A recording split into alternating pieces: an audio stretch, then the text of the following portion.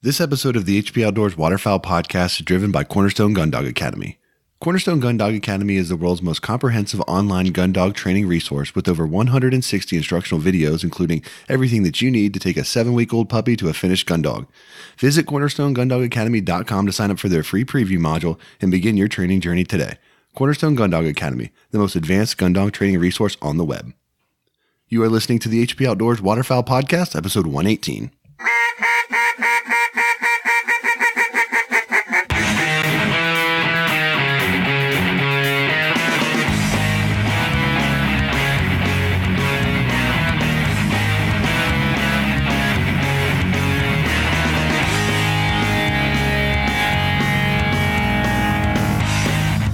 This week on the show, we break down the mid-hunt adjustment and what you can do to help yourself be more successful when those first couple flocks don't finish quite like you expect.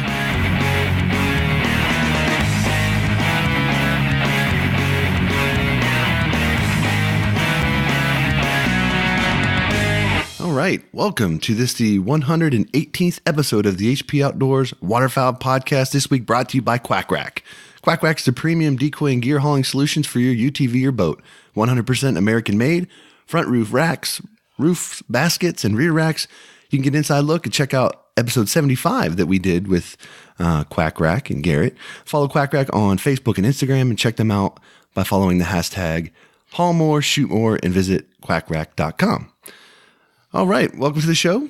I'm your host, Josh Palm. We're your on-demand audio source for all things waterfowl and waterfowl hunting. Check us out over at hpoutdoors.com. You can find us on all the different social media platforms out there, Facebook, Twitter, and Instagram. If you're a Facebook guy, join our Facebook group and come over there and chat with a bunch of like-minded waterfowl hunters.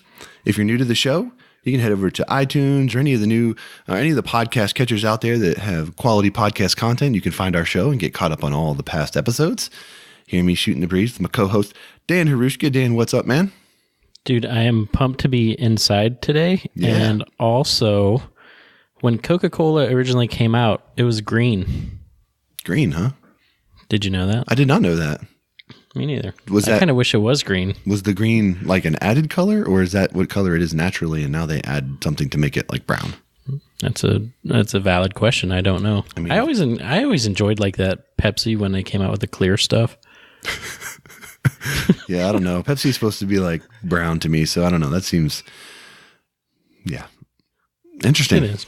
Yeah. Anyway, awesome. Well, this week, man, we're going to talk the mid-hunt strategies, and we're doing a little different this week because, as everybody knows, I've had the baby at home. You've been battling everybody in the house having the flu.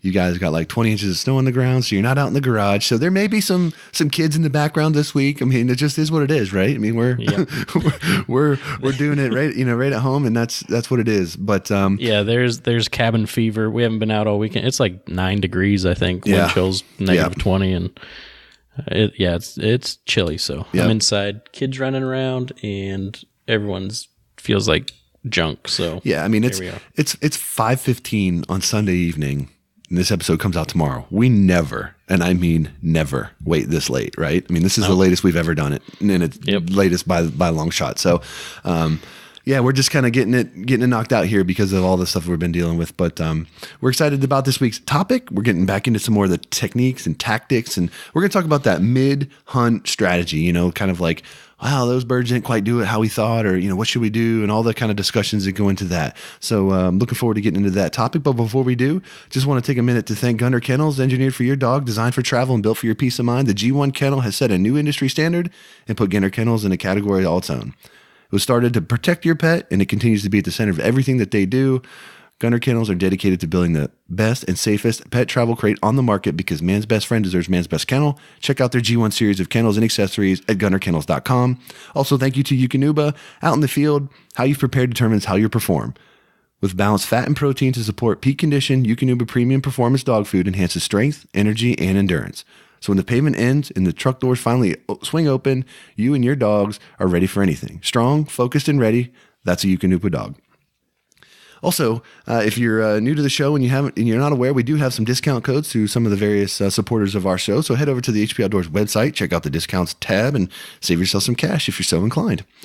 All right, man, let's get into this. We want to cover this. I think that the first thing that we probably should say is that What we say today is not end all be all and will not apply to every single scenario and every single situation, right? I mean, that is part of what makes the difference between good hunters and great hunters, right? Being able to read your environment, understand the conditions that you're dealing with, and make the right move. It's just like a chess player, right? There's a lot of moves that you can make. The challenge as a hunter is to make the right move, right? And sometimes there is no outstanding move. Maybe there's just one that's a little bit better than the others, and maybe they're all bad, right? So this is maybe an episode that's more geared to just get your thought process going as far as, okay, we're in a hunt. They haven't finished how we thought. The birds are acting differently than what we'd anticipated. What can we do to be more effective on the next one that comes, right? I mean, we're not talking, well, what can I do on the next hunt? We're talking about what can I do on the next volley that comes through here? What changes can I make, if any, to be more successful? So I don't know if you had anything you wanted to say before we kind of dive into this, Dan, but that's kind of how I'm approaching this topic, at least, at this point. And I think what really got us thinking about this, we went out to Kansas at the end of November. I headed out to Oklahoma at the end of December. And then at January, you got to do the torture tour. And when I was in Kansas and Oklahoma, there were always scenarios where in my head, if it was my situation, I would have changed something. And at the same time, the guides did the same thing. So I was like, we need to have a conversation about this, because the one time in Oklahoma, I was hunting with Clay and Field Hudnall and Barton and the guys from HPOWP there, and we could not figure out the birds, and there were a lot of birds. And I'm going to go out on a limb and say that in that scenario, it wasn't the calling that was the issue. No, I mean, that would have been funny if you're like, you're hunting and the first flock doesn't do it, and you're like, yeah, I think we need to change up our calling strategies here. Maybe we can find a world champ to bring into the blind and maybe call for us. I don't know. I should have threw that out, but I didn't. But anyway, that's what really got us started thinking about this and making it into a show. But we'll go into that whole hunt, because it was to the point it was pretty funny. So anyway, that was my spiel. But. So I don't know, what do you want to do? Do you want to do this from like a scenario base, or do you just want to kind of talk through some of the things that we think about when we're looking to make changes? I think we could do a mixture of it, because there's sometimes that right off the bat you should change something, and there's other times that it's kind of mid hunt that you should change stuff. Okay. So, that takes me back to the one, when we hunted up here opening day a few years ago for goose, and we couldn't see down over the hill during the scout, and the first couple flocks came in, and they were 40, 50 yards downhill from where we were set up, and we never made that adjustment to move. Well, yeah, and I think so. Like in that hunt, for example, we were trying to be up on the knob, right, on that hill, so we were as visible from as many areas as possible, when the right move would have been to go down into that gully where the birds were landing, because that's where they wanted to be, and they'd been hitting it there for a couple days consecutive. Yep. We just thought, well, if there's other birds, if we're up higher, and then they'll finish us. And some of them did, but they were on the outer range, right? Where if we would have been 40 yards down the hill into that gully a little further, they would have been on top of us. You know what I mean? So that was definitely a change where we could have made, and we didn't. Yeah. So I guess, first scenario would be the first flock comes out and totally flares. What are you looking for? What's the first thing that you check out? Right. And I think some of these things that we're going to say are going to apply to all scenarios. Some are going to be like unique specific, but my first point is going to apply to every scenario, right? The first thing that I would tell everyone out there listening to do is if your first group of birds does not finish like you would expect them to, I think, and many of you guys probably already know this, I'm probably not breaking news here for a lot of people, but you need to be able to identify, did they flare or did they just not finish, right? Because there's a difference, right? So birds can work you and not finish in the decoys, but not flare. But people, I hear it all the time, the first group comes in and they don't finish, like, oh, those birds, we flared those birds, whatever.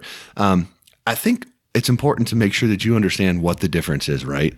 I mean, a flare is going to be a hard stop, right? It's going to be like a, holy crap, life in danger, I'm running away, right? I mean, it's like, It's that feeling where you're walking and someone jumps out around the corner and screams in your face and scares you to death, right? Like you're like, oh my God, like it's panic, right? I mean, it is literally like that second injected of just sheer terror, right?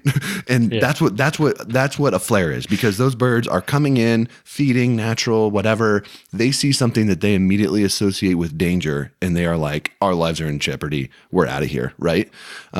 That's completely different than birds that give you a look, circle 3-4 times, can't get down because of wind, or there's a lot of variables that may impact that. But I would say that's my number one tip. Make sure that when you're talking about that you got a change potentially with your hunting buddies or whatever, like just make sure that you're all on the same page as exactly what's going on, because a flare is completely different than a group that just doesn't do it, right? At least that's kind of how I think about it.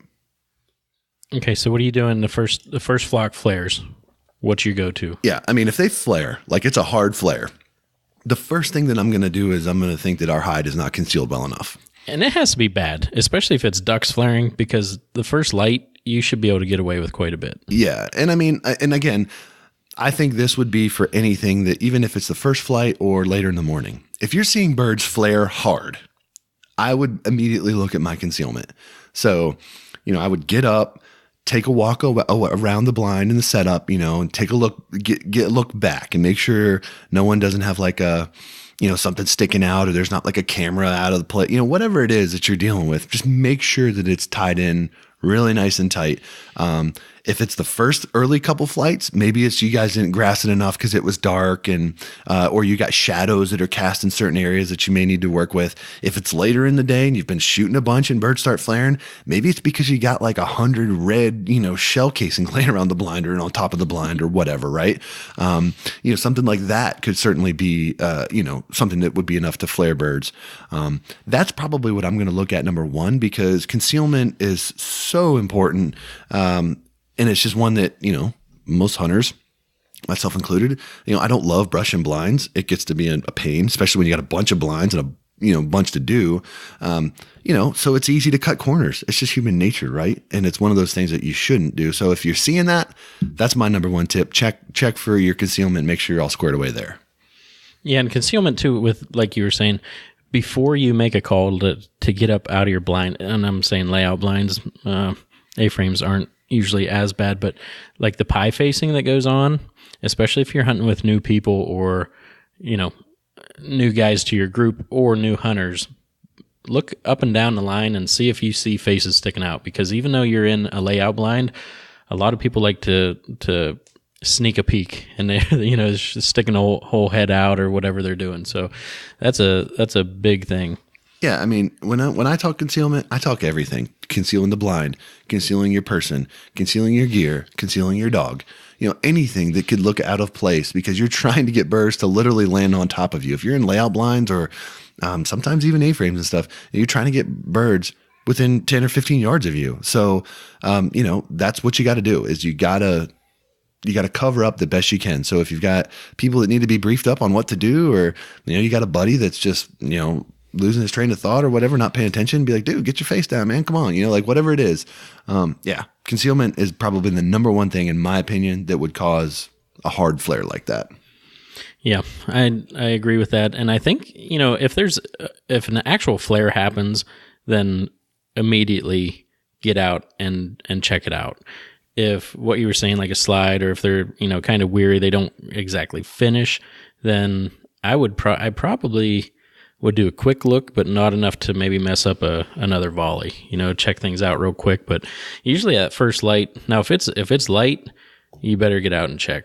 If it's ducks though, or something like that, then hold on to it. That's one of those. And see how it rolls. I think that's one of those things where, as I was mentioning earlier, you got to be able to read the scenario, right? If it's something that flares a bird hard enough, you probably have a reasonable expectation that the birds following that one will flare hard. Right? I mean, it's probably not going to change on its own.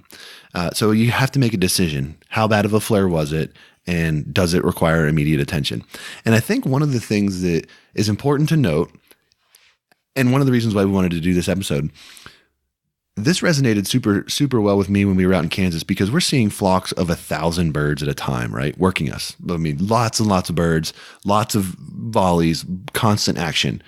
Where I hunt the Atlantic Flyway, the entire feed that I'm hunting might be 300 birds, right? And that's probably a big feed.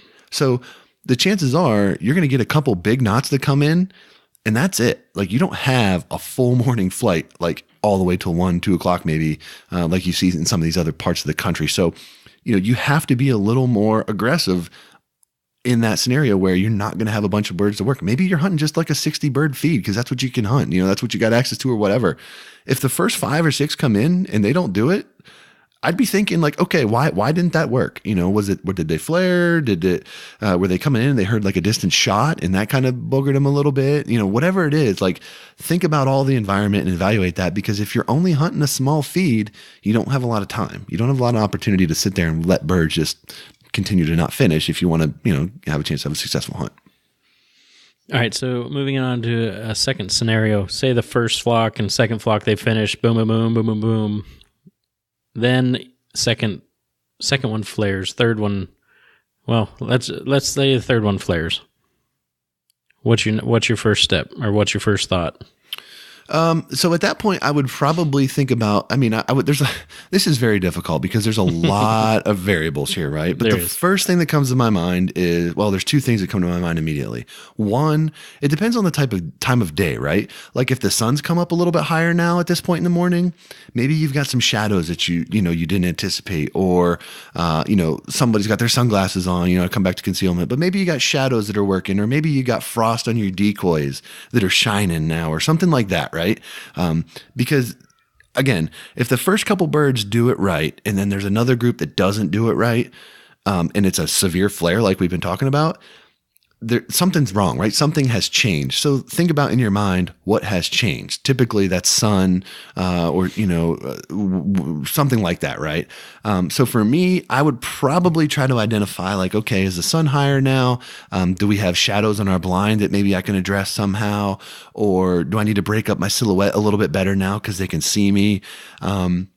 That's the first thing that I would think of. The other thing that kind of comes to mind for me with that would be motion and spinning wing decoys and things like that.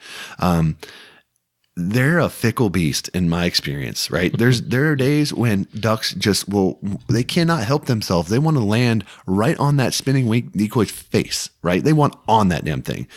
But then there's days where it feels like, they see it from a distance, cool. They're coming in, and then all of a sudden they hang up and they break off, and, you just wonder, well, what, man, was that the spinner? Like, kind of thing. So that's probably something that I would look at too. And maybe, do you shut it off completely? Do you move it in the spread? Maybe like set it off on the perimeter a little more and not put it on the kill hole, like whatever your tactic is.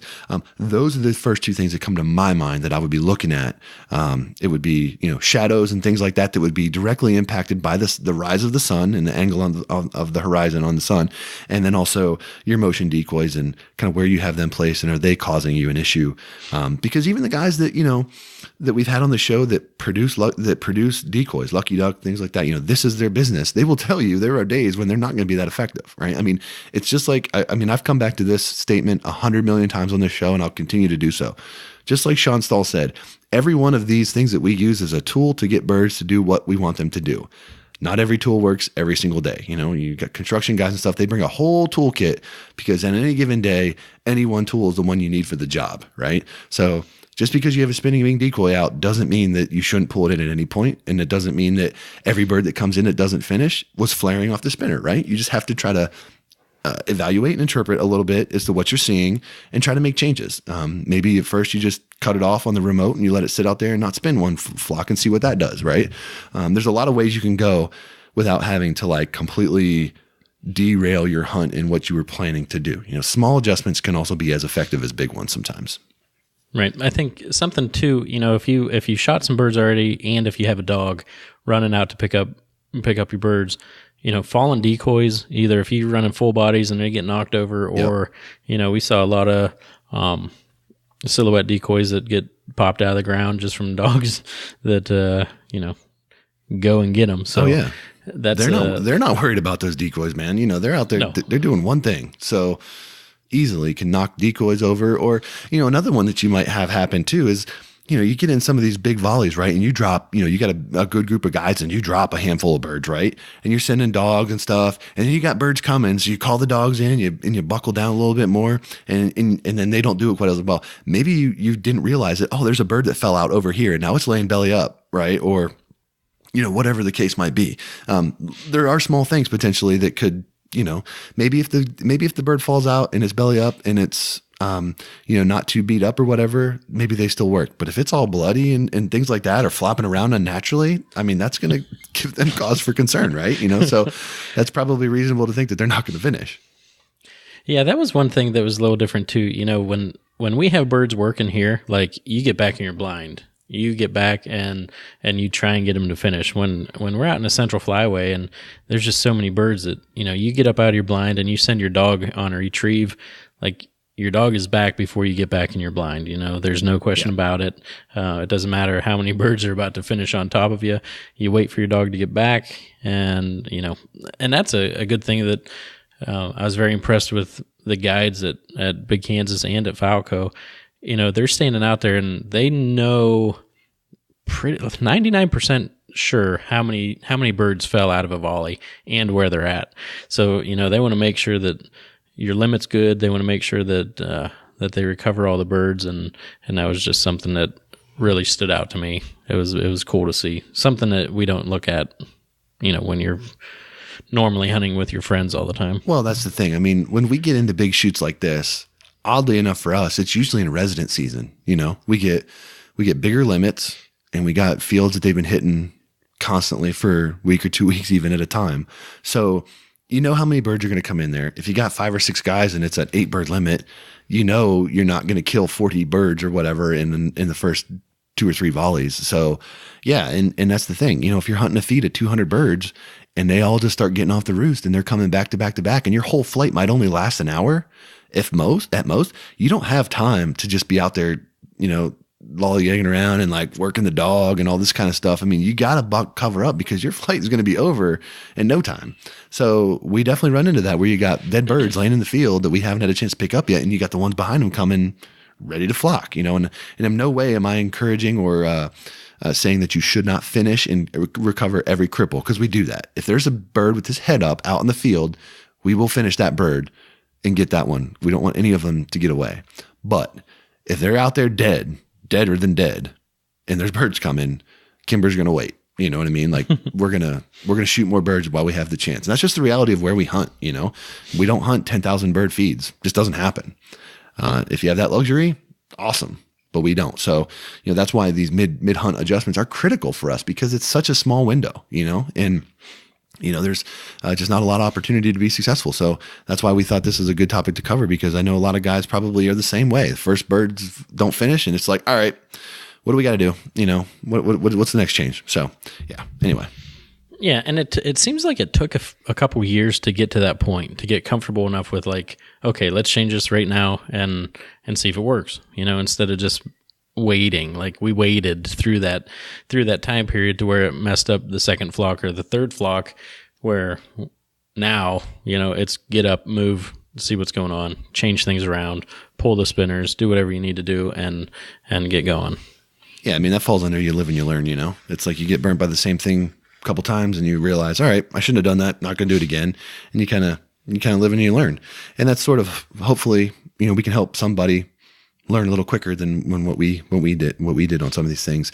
And, kind of along the same lines, I do want to hit on one more point that I think is important when you're talking about, making changes. Be very careful, jumping to conclusions. Sometimes a flock of birds just don't do it, right? I mean, sometimes they just don't do it like you want them to. And I think, for the longest time when I started, first time, okay, so let me back up here. When I started waterfowl hunting, full body decoys was the craze. You had to have a trailer full of full body geese to kill birds. And if you could get fully flocked, that was even better, right? I mean, that was the thing. Everybody wanted full body spreads. And if you wanted to bring out silhouettes because, you had to walk in or you wanted to use filler or whatever, the first flock that didn't finish, without a doubt, 100% of the time, someone in the blind would say, those silhouettes flared them. They shine too much. They flared them. You know what I mean? It happens. Yeah. I guarantee anybody listening to this right now has had a buddy or somebody in the blind say that when they're hunting over silhouettes. That's definitely a thing. Now, could they or have they been the culprit of a flare? I'm sure. But I tell you right now, full body decoys with frost on their back will flare them just as good. You know what I mean?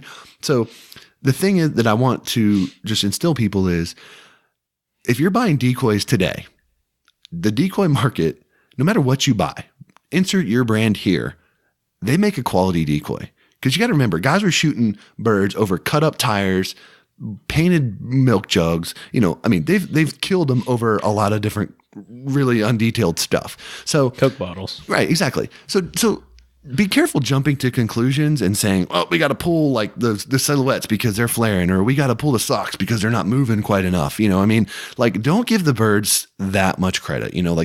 It's super important to have confidence in your equipment, because that's the one thing that I think could be detrimental to somebody is if you're trying to evaluate during the hunt what you could do to be better, but you are focused on the fact that your silhouettes might be flaring the bird, you might be missing another piece of the puzzle that could be even more of a factor. So I think, the silhouette thing, I think, has become less of a concern. You see more and more people killing birds over silhouettes and using them exclusively and things like that. But I know that that's still out there, I think, with some folks on silhouettes and all that good stuff. So just don't go crazy jumping to conclusions just because there's a stereotype out there for one thing or the other, is all I'm saying.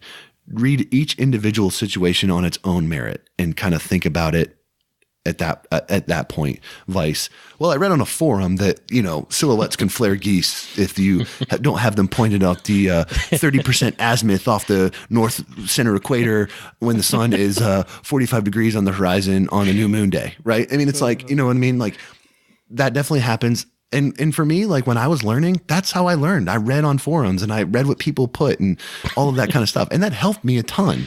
But also, after having spent more time in the field, you kind of learn sort of like a little bit of the middle ground, right? I mean, there's always a little middle ground. So, but definitely keep that in mind when you're thinking about making changes and jumping to conclusions. Soapbox ended. Sorry. Yeah. That was a good one. When the blood moon falls over the sky. Right. But I did want to go back and just talk about when we were out at Falco, if that's all right, for a minute. The one last hunt that we had when I was with the Hudnall boys and Barton sitting there. So we have let me set the stage here a little bit. We have we'll call it a large pond. Probably today, Junior. Probably, I want to say 100 yards, 75 yards out is flooded timber, and probably another 75 yards past that, maybe 100 yards is like a levee system. So it's probably 400 yards wide, and we ran an ice eater in it, so the only open water was right in front of us, right? So we start out, and I do have notes here because I was so we have the ducks pretty much right in front of us, maybe to our right just a little bit, and there's a little bit of open water between them and the ice on the right side. And then we have our geese are right there as well, thinking that the ducks are coming from the left side, maybe like 10 o'clock if we're looking out our blinds. So the first birds come in, and actually the first bird that came in, I smoked him right in front of us. Every bird after that went about 60 yards to our right and landed on the ice. Interesting. So there's all this open water right in front of us, and they want to land on the ice. And it happened time and time again. We're like, all right, let's do something. What are we doing here? So we picked up all the duck decoys and moved them further to our right to fill in the water that was between the decoys and the ice. Okay, thinking that might get them back in front of us where we want to be. So we have goose decoys on our left side. No, we have goose decoys on our right side. So we're thinking maybe they're going towards the goose decoys. Let's move the goose decoys. So we move the goose decoys to our left, thinking that would swing them back in front. Same thing. They're still going off to the right. So we moved everything over. We moved the duck decoys that were up against the ice now. We pulled all of that and moved it to the left side, thinking that, all right, this would pull them over there. No, they're still landing like 40 yards to our right, 40, 50 yards to our right, trying to get on this ice, which I've never seen before. You have this open water, and they wanted to land on the ice. So eventually we ended up picking up our blinds, which I think we had 1, 2, 3, 4, 5, 6, 7 layout blinds and a dog blind. We moved them about 40 yards, and it was perfect. We had no spinners, nothing that really could have been pushing them, and it was crazy. So no wind situation. It was like, nope, super big lip sack right there. Because that would be my initial thought, right? If it's like really windy and the hole was small for them to get into, maybe they would struggle with that to some degree. But yeah, I mean, it's unpredictable, right? I mean, who knows? But yeah, that's a situation where if you don't make a change, you're going to watch birds land there all day. No, and it's funny because Field and Clay, they're going towards those goose decoys, like that's their thing. So we're like, well, let's move them to the left side and pull them back over this way. And it was to the point. So it's me, and then it was Brett Ayers, and Barton was on the other side of him. And Brett was not hunting; he was hunting the evening hunt. And he just wanted to take pictures. So like these birds are going 40 yards to our right, landing on ice, and they're like, shoot them, get up and shoot them. And I'm like, I don't want to keep shooting over you. Red's off that end. I was like, I want to, I just don't want to be in that situation. So it was a final call, we're all throwing out ideas, and finally we're like, do you guys want to move these blinds? We're like, yep. Every one of us, yep. And let's do it. So, and it worked out. So we got some good shooting in after that. Yeah. I mean, I think it makes sense when you have an opportunity with a lot of birds to make the easiest changes first, right? No one wants to pick up their blind and like move the whole operation 40, 50 yards. Like that's annoying. But, okay, can we throw a few decoys around to make a difference? How's that work? Can we do this to make it a little bit different? Whatever.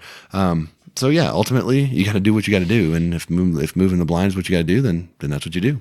And that was a pain too, because it was those, I forget the name of them, but they're like very, very comfortable blinds. They kind of fan out, but they're like a layout seat type thing, and there's no bottom to it. Are they the the Delta? They're the Delta ones. They're like going in. I should know, but anyway, there's no bottom to it. So any shells or ducks or camera equipment or recording equipment, like everything I had laying out, I'm like, well, I don't want to move everything, but I guess it is what it is, and finally did. Yep. No question. All right. So what other scenarios do you got that we can learn from, Daniel? I think one of the, since I'm a big diver hunter, not really, but I think one of the big things lately is just breaking ice off decoys. Not so much this year because it wasn't that cold during duck season, but man, you get out in the lake and it starts freezing up on you. I think that's a big issue when they look like saucers out there instead of actual ducks. Yeah, so, I mean, keeping your decoys as realistic as possible, I think, is definitely one. One other thing that I've noticed, particularly about divers and stuff, is if they're not coming within range, don't be afraid to pull the decoy lines in closer to your blind. I know a lot of guys want to run 120-foot decoy lines and run them way out there. And then, birds are just finishing at the end of the lines or they're passing at the end of those lines. And maybe that's still within range, but that's on the outer edge of range for sure.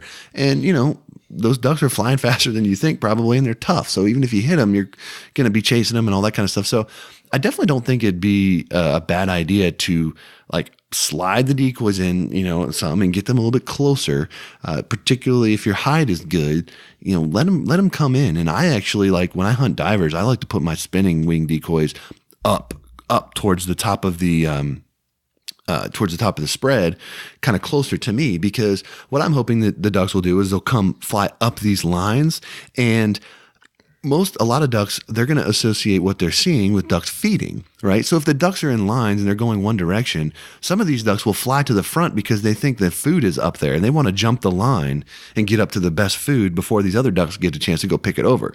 So having your motion sometimes up closer to the blind will draw those ducks even further up your line if they're not doing it already. Sometimes that won't work. Sometimes emotional will cause them to not do it. But that's where I personally like to run my spinning wing decoys. I don't typically run them on the outer edge. Doesn't mean that you can't, and doesn't mean that you can't be successful doing that. But that's typically the way I do it, based on the principle that I'm associating that location with feed. And I want the new ducks that are flying into my spread to want to get to that spot because they don't want to pick over, eat over picked over stuff that these other ducks have just got done eating. So that's something that I do. If it doesn't work, I yank them. Sometimes I'll move them out if I'm trying to pull traffic in, whatever. But the further you go out, you can bet, a lot of times those birds are just going to fly those outer edges, and that makes it a little bit harder shooting too. So I try to pull them in as close as I possibly can. I like that. A lot of good points there. I think another thing that we did when we were out in Oklahoma, we had some socks that were set out, and when the wind wasn't blowing, they just kind of looked like a wet sock out there, I guess. And so pulling that, and the post that I put up on Instagram asking, how confident are you making a mid-hunt adjustments? And that was me walking in with some snow socks. So that's kind of when we decided that we would do this episode, and something that we all agreed in the blind that they needed to move. And they were kind of in our kill hole for the duck hunt that we were on. So we're like, why don't we open it up? The birds weren't finishing where we wanted them to. So we're like, let's open it up. Let's pull them. And they actually had a spinner that was really high. I want to say, I don't know, double the height on what a regular spinner would be. What is that? So like 10 feet or whatever it would be. And it seemed like every time that the ducks would get on them, get close to this spinner, it almost, I don't know if in their eyes, they thought that the spinner was picking up and leaving, but every time they would come in and just perfect. And then they would get to that level and lift up. They would lift up over the blind, out of range to shoot. And I was like, can we get rid of that and just see? And it did seem to work quite a bit better. But it was pretty cool to make adjustments, or at least recommendations. And the guys out there were all about it just to see how it works. So, yeah. Another thing I want to add to this too, this one, this is not breaking news, right? Again, and this is one that probably everybody does, but I think probably some guys are maybe more reluctant to do it, is varying the calling, right? Everybody knows. I've heard so many people say, hey, I've got this buddy and he just loves to blow on the calls, or he loves to just, whatever. And if you're hunting ducks and you're, running it hard, hail calling at every group and all that kind of stuff, and they're not working, don't be afraid to put the call in your pocket, or cut it way down. And conversely, maybe sometimes they need even more volume. Maybe they can't hear you. Maybe it's high wind and they're far off and you're, whatever. Maybe they need more. But don't be afraid to change. Whatever it is that you do, don't be afraid to do the opposite of that. Because at the end of the day, if they're not working, you've got nothing to lose. But I know a lot of guys, myself included, I love to blow duck calls and I love to blow goose calls and I like to interact with the birds and I like to see them turn when I call. And, that's part of why I love duck hunting. But sometimes it's not the best way to go. So don't be afraid to vary this calling volume, the calling sequence. Maybe if you've got multiple guys in the blind that can run calls, vary it a little bit. Say, okay, you cut at the high notes, I'm going to cut on the low notes. Or when you're doing goose calling, try to work in the tandems and vary the sounds a little bit. Just try to think about, okay, what are they hearing at every other blind that they're flying by? And let's do something different than that, right? Mm-hmm. Or think about, okay, when I was scouting here, what did it sound like when the birds were on the water? What was I hearing? Was I hearing calling like this? If not, then maybe calling's not the issue, right? Maybe they're hearing calling and they're like, whoa, it's different than yesterday. I'm a little more nervous about that, whatever. So just be mindful that, that's a type of change you might need to make. And I'm sure a lot of guys out there do that already. For anyone that may be hearing this for the first time, it's one of those things that, you can consider.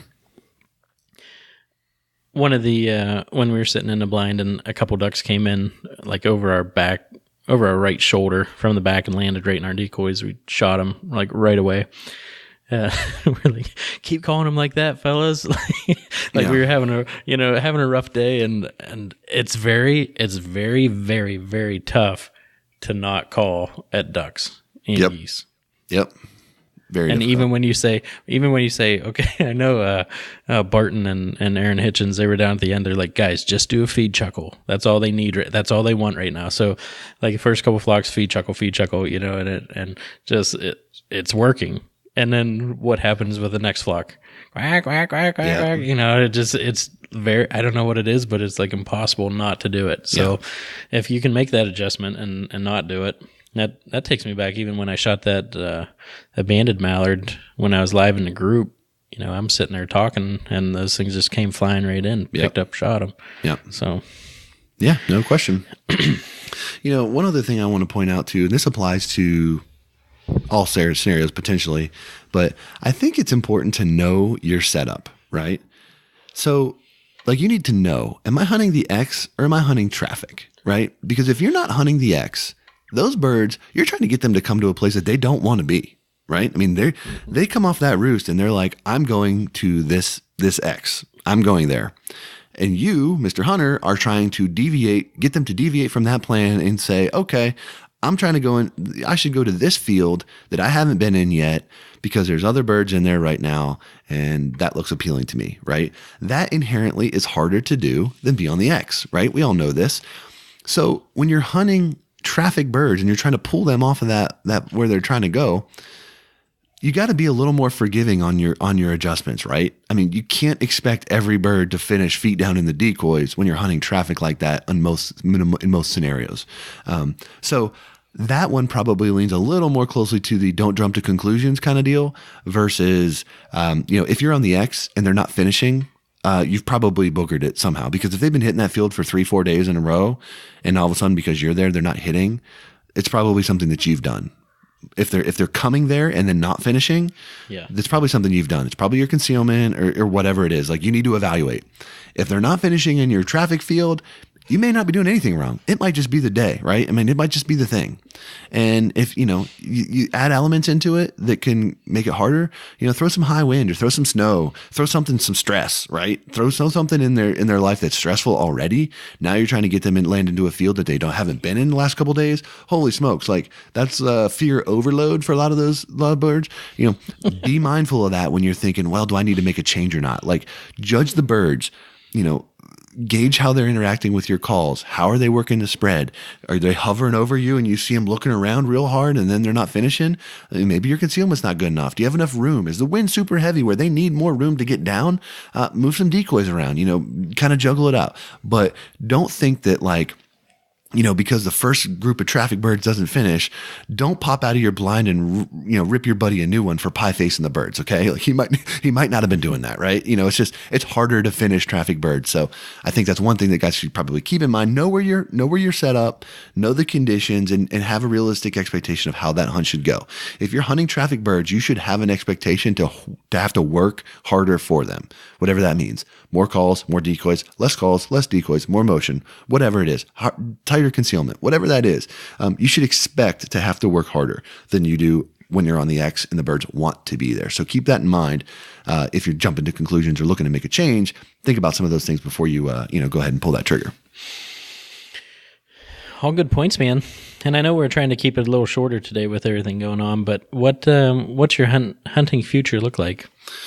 Well, my hunting future is in question at this point. We've got a couple weeks left, 10 days left on our ducks, 10 or 11 days left on our ducks. And then we've got geese for a couple weeks after that. Right now, I'm just trying to kind of make sure everybody's good at home. We're still kind of adjusting and stuff. So my hope is to get out at least one more time here in Virginia. And then we're going to be heading to Arkansas to hunt snows the first week of March. So I got those two on my horizon. And that might be it for the rest of the year for me. What about you? I was invited to go yesterday on a goose hunt, and I should have went. There were, I think a couple hundred birds hitting a field for 4 days, and with a storm front coming in like we had. Yeah. And it took me back to talking with Scott Trinan, and he's like, if a front's coming in, if it's not snowing yet, then get out and hunt. If it's already snowing, then kind of chill. And that's kind of one of the things that he always remembers in the back of his mind. If it's already snowing, don't go set up. But if it's not snowing yet, get out there. Yep. And so it wasn't snowing, big front coming in. If my house wasn't in quarantine, I would have went out, and the 3 guys that went absolutely crushed them in like no time. So I should have went, but I didn't. But it's, needed at home. But moving forward, duck is out here. Obviously, we got geese. Actually, geese is out for a week, and then it comes back in. So random. Yeah, geese are out for a week, and then they come back in for like 3 weeks. So 3 or 4 weeks. So we'll get back out on some honkers, and then, like you said, end of February, we're heading to Arkansas and going to get on some snows, which it seems like a lot of birds are showing up down there. So yeah, hoping this weather helps out with that, because everyone knows that it's been a tough hatch this year, so you're going to be hunting more adult birds, which is going to be challenging as it is. So if we can get the weather to push them more down, that would be very, very helpful for our efforts to try to bang out some hunts in the conservation season. The more the better. Yes, sir.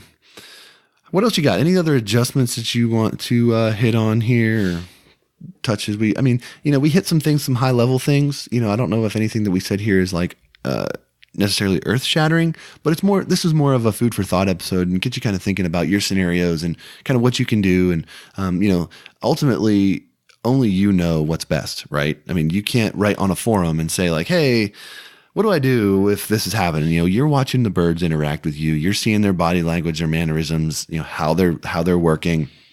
So this is just something that you have to learn a little bit by trial and error. But hopefully this episode will give you something to think about, stick in the back of your mind when you have a group that works your spread and they don't finish.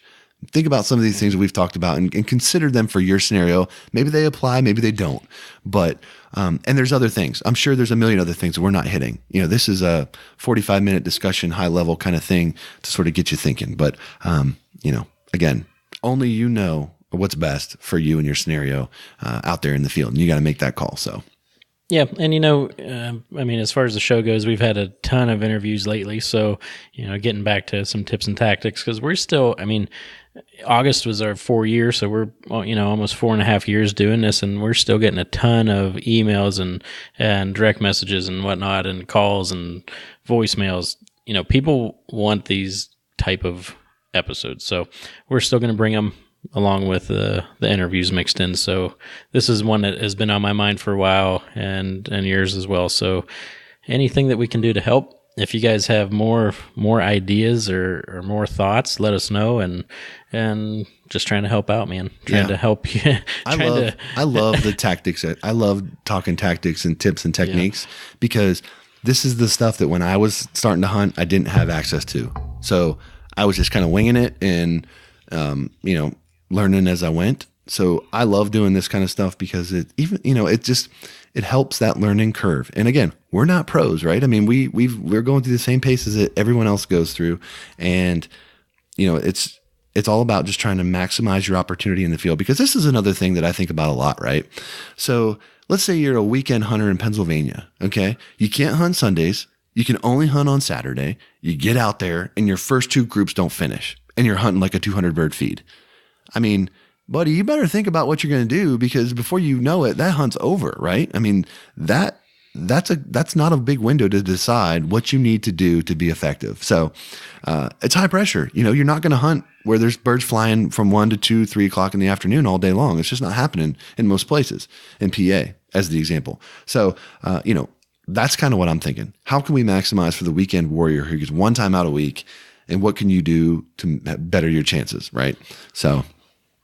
yeah, you flare the first group, and then the second and third group see them leave a field and understand that there's an issue there, so they don't land. So there goes 90 of your 200 birds right off the bat. It's here's not a good situation. Here's a change along those lines that I'll tell all of you.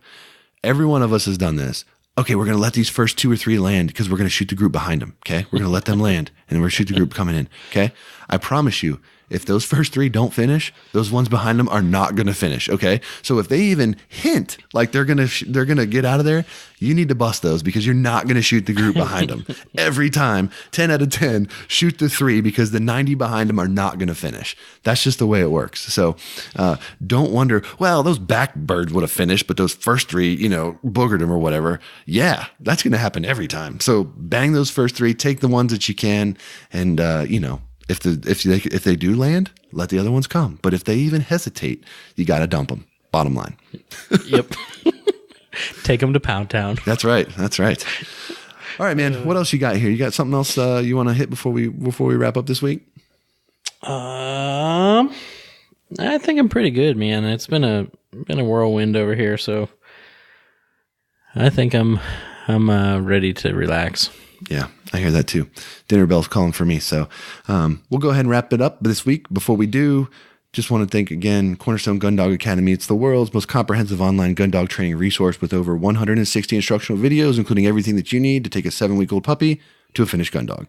Visit cornerstonegundogacademy.com to sign up for their free preview module and begin your journey today. Cornerstone Gun Dog Academy, the most advanced gun dog training resource on the web. Also, thank you to Quack Rack, Gunner Kennels, and Eukanuba. Head over to the HP Outdoors discount page, find out how you can save on a few discount codes that we have available. And I think with that, Dan, we'll put a bow on this week's episode. I have one more thing. Oh my goodness, are you kidding me? We've reached. We've reached new lows. We've officially reached a new low with this nonsense. I was watching the Instagram story from Off Grid Food Company, and those guys were hunting legal property, a little slough, and a guy started. They were shooting some ducks, calling a little bit. Some dude starts shooting an AR through the woods in their general direction. They could hear bullets whizzing through them. Ooh.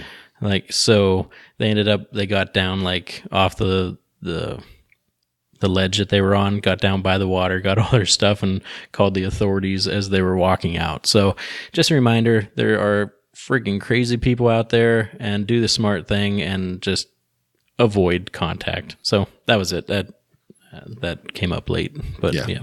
No, fair point. Definitely not worth, getting anybody hurt over hunting some ducks. So, all right, man. Well, with that, let's go ahead and button it up. All right, that does it for episode 118. Hopefully you guys enjoyed our discussion on making that mid-hunt change and how you can best maximize your opportunity when you're out in the field. If you're new to the show, head over to iTunes, Stitcher, Spotify, iHeartRadio, any of the good spots where quality podcast content can be found, and catch up with all the past episodes. Appreciate you joining us for this week. We'll be back with you next week with a brand new episode. So until then, for Dan, I'm Josh. Take care.